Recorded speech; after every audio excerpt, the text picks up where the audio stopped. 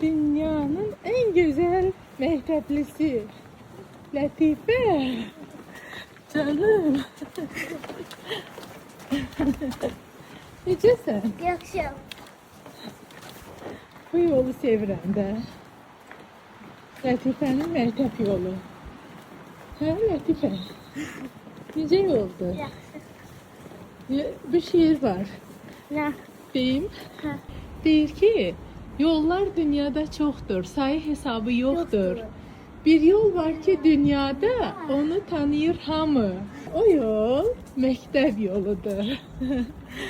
Məktəb yolu. Məktəb yolun uğurlu olsun anaşım. Sağ ol. Həyat yolunda uğurlu olsun.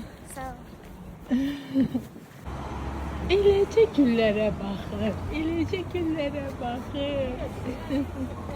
Ay sən özün gülsən də, nə gözəldirlər. Bəh, çox şükür Allaha. Yaradana şükür. Səni də gülləri də yaradana şükür. Sən də de. Yaradana şükür. Canım.